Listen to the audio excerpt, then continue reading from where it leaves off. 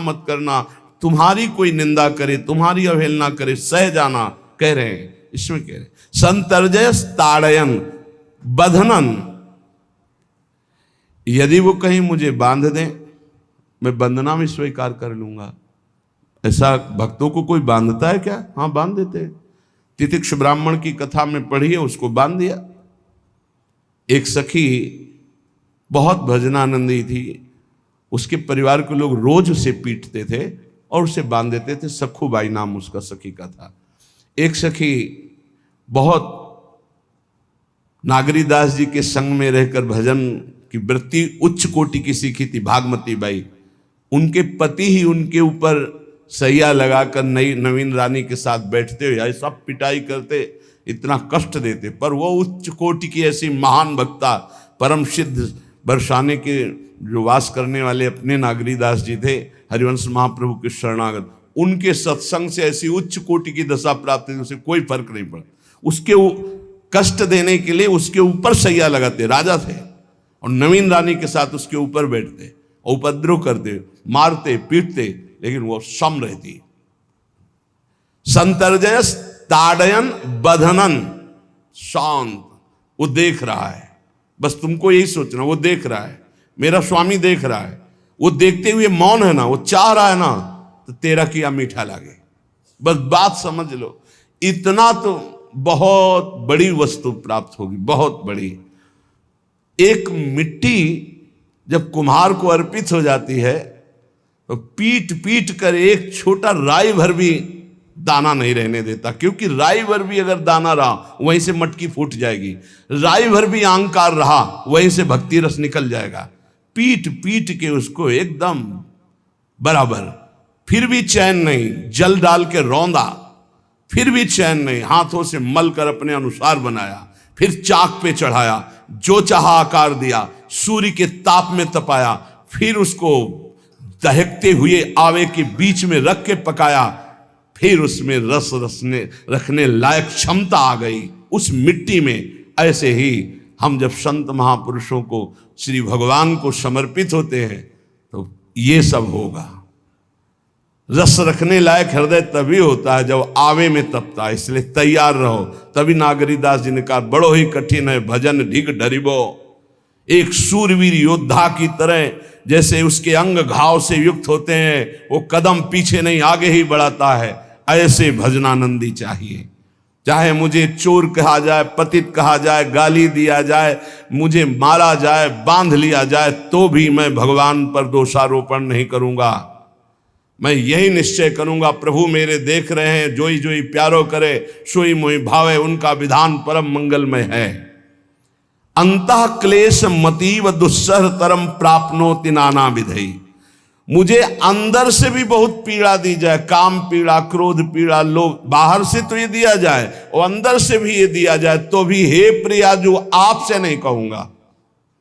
प्रेम में कभी शिकवा शिकायत नहीं होती, ना इष्ट से और अपने प्रीतम के विधान से दिए हुए कष्ट को हम दूसरे से कह दें। धिक्कार है हमारी प्रीति को, प्रीतम सहावे और मैं दूसरे से शिकायत करूं? नहीं, हर विधान आपका सहूं। ये प्रेम है मस्ती का, ये लज्जू पंजू ऐसे काम नहीं है इनके। ये तो देखते हैं पैर धर के, अगर गर्म लगा तो हटा लेंगे, मत रखना गर्म ही गर्म है। और छाती मजबूत करके कि आग पे चलूंगा, तो पैर रखोगे तो चंदन हो जाएगा आग में भी।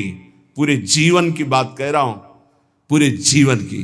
सोचो उस समय जब 13 वर्ष की अवस्था है और घर से निकले थे, कोई साथी नहीं है, कोई समझाने वाला नहीं, और आज इतना जीवन हो गया इसी यार के सहारे हुआ है। इसी यार, ना 1 रुपया कभी था, न रहा है और न रहेगा। प्रेमानंद का 1 रुपया नहीं है, प्रेमानंद की एक वस्तु नहीं, ना रहा ना रहेगा। हाँ, प्रेमानंद की सब वस्तुएं हैं, ना होते हुए भी पूरा विश्व मेरा।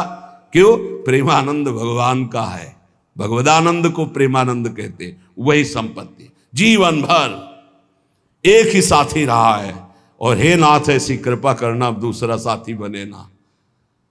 अब आओ तो मृत्यु रूप में ही आओ, और किसी रूप में मत आना। साथी हो तो आपका साथ हो, सर्वहरण करने वालों में मैं मृत्यु हूं, बस उस रूप का इंतजार है। आओ उस रूप में और समेट लो अपनी लीला। बस कभी किसी से शिकायत, कभी किसी ने कैसे हो, आनंद है। नहीं सुना है किडनी खराब है तो सुना ही होगा, कोई दुख नहीं, कोई दुख नहीं। वर्तमान दुख वर्तमान के आनंद से बहुत छोटा है। क्या दुख है, स्वामी के द्वारा दिया हो।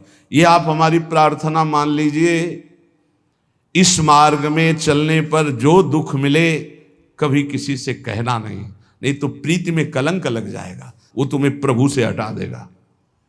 नहीं, रहीमन मन की मन व्यथा रखिए मन में गोए, सुनिठ लई है लोग सब बाट न लिए। ये भगवत मार्ग शूरवीरों का मार्ग। कभी अपनी अंतर व्यथा को किसी से मत कहो।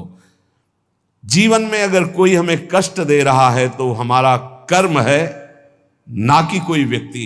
ये बिल्कुल सिद्धांत चर्चा समझ लो। वही व्यक्ति जो मुझे द्वेष करता, वही व्यक्ति जो मुझे कष्ट और दंड देता, वही व्यक्ति प्रणाम करके छाती से लगाकर आंसुओं की धारा से अभिषिक्त किया, तो वो व्यक्ति था या कर्म? जब कर्म भोग हो गया तो वही हृदय से लगा के अश्रुधारा से क्षमा कीजिए, बहुत ऐसा नहीं, आप तो बड़ी कृपा की। व्यक्ति कभी कष्ट नहीं देता, मेरा कर्म उसके ऊपर सवार होकर मुझे दंड देता। इसलिए मैं किससे कहूं? अपनी जबान से दांत कट जाए तो किससे कहूं? ये जो दांत, इससे जबान हमारी पीड़ा को किससे कहूं? अपने हाथ से चोट लग जाए किसको कहूं? ऐसे सब आत्मस्वरूप हैं, हमारा कर्म ही उनके ऊपर सवार होकर हमें दंड दे रहा है। इसलिए भाई श्रीपाद का सिद्धांत जो कह रहे कि अगर भगवत प्रेम प्राप्त करना है तो मुंह बंद। 22 बाजार में कोड़े मारे गए, एक बार भी श्री कृष्ण से नहीं कहा। पूज्य भाई जी महाराज के जीवन कष्टमय है, कभी श्री कृष्ण से नहीं।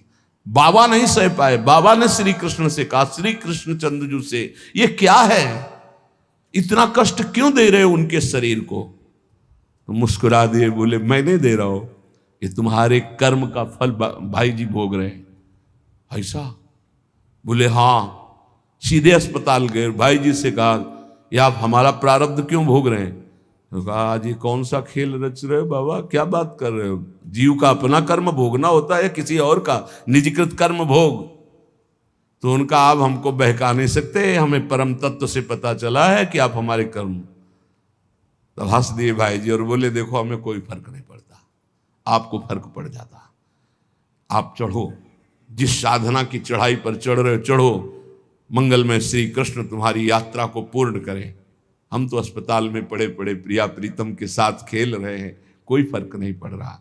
ये बड़े महापुरुषों ने अपने कष्ट की तो बात जाने दो, दूसरों के कष्टों को लेकर भोगाए। हम जरा सा कष्ट आ जाए तो बोले हमारी अंदर श्रद्धा थी अब खत्म हो रही क्योंकि कष्ट आने लगा। उसमें भगवान का क्या दोष है? वो तो बड़े कृपालु हैं कि ऐसे पापात्मा होने पर भी मुझे महात्माओं का संग दिया, धाम का वास दे रहे, नाम जपवा रहे हैं। अब हमारे पूर्व प्रारब्ध हमें कष्ट दे रहे हैं, इस समय भी वो हमें दुलार कर रहे हैं। जीव समझता नहीं, केवल दोषारोपण भगवान और भगवत मार्ग पर कर देता है। इसलिए उपासक को अंतः क्लेश मति व दुस्सहतरम, ये जो आप काम क्रोध से जल रहे हो ना, ये तपस्या है, इसका बहुत बड़ा लाभ मिलेगा। और अगर भोग रहे हो ना, गिर रहे हो, पतित हो रहे हो, तो वो सुख नहीं, वो शांति नहीं, वो विश्राम नहीं। और एक बात ध्यान रखना, इस शब्द को याद रखना, ऐसे रहने पर भी